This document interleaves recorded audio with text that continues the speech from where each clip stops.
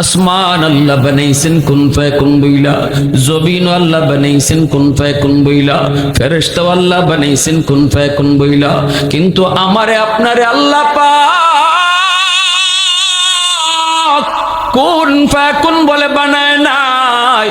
আমারে আপনারে যখন আল্লাহ বানাইছে, আল্লাহ বলে খলাকতু বিয়াদাইয়া, এ বান্দা আমি তোরে নিজের হাত দিয়া বানাইছি। কারণ এই তোর চেহারার মধ্যে এত দামি কপাল, ওই কপাল আমি বানাইছি শুধু আমার সেজদার জন্য। আল্লাহু আকবার। কিন্তু যখন আমি দেখতাম এই কপাল দিয়ে তুই আমারে সেজদা দেও না, তখন তোর আচরণ দেখেও আমি আল্লাহ বড় কষ্ট পাইতাম। বান্দারে, মসজিদের মিনার থেকে মুয়াজ্জিন তোরে ডাকে না, আমি তোরে ডাকি 5 বার। এজন্যই তো আল্লাহ পাক রব্বুল আলামিন মেরাজের রজনীতে আমার নবীকে আল্লাহ সান্ত্বনা দিয়া কয়, নবী যখন আল্লাহর সাথে কথা বললেন, আল্লাহর সাথে মেরাজে যায় কথা হলো, নবী বলতেছেন, মালিক তোমার সাথে আমার মেরাজ হলো, তোমার সাথে আমার কথা হলো, কিন্তু আমার উম্মত কেমন করে তোমার সাথে মেরাজ করবে গো আল্লাহ, কেমন করে উম্মত কথা বলবে? আল্লাহ তখন বলতেছে, বন্ধু জানি, আমি আল্লাহ জানি, ভালো করে জানি, আমার কাছে আইসেও তুমি উম্মতের কথা ভুলবে না।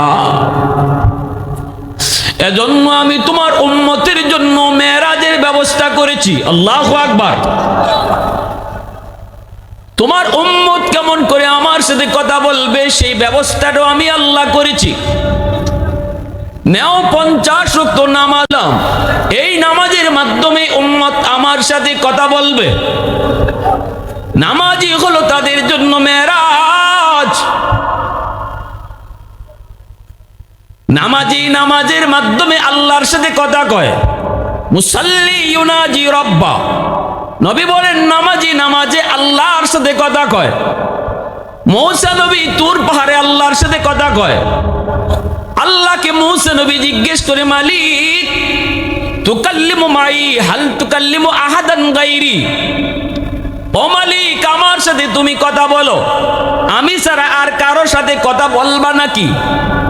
আল্লাহ পাক কয়, মূসা কি কইছো? আল্লাহ জানতে মন চায়, আমি তো জমিনে বইসা তোমার সাথে কথা কই, তোর পাহাড়ে আইসা কথা কই, এমনকি দুনিয়াতে আর কেউ আছে নাকি অথবা আসবে নাকি যে তোমার সাথে কথা বলবে? আল্লাহ পাক রব্বুল আলামিন কইরে, মূসা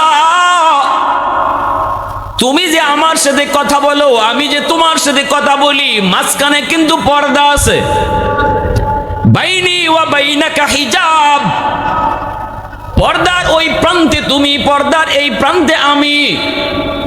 কিন্তু সায়াতি উম্মাতুন, ভবিষ্যতে একদল উম্মত জমিনে আসবে, যে উম্মতের সাথে আমি আল্লাহ কথা বলবো। লাইসা বাইনি ওয়া বাইনাহুম হিজাব, তাদের মাঝে আর আমার মাঝে কোনো পর্দাই থাকবে না।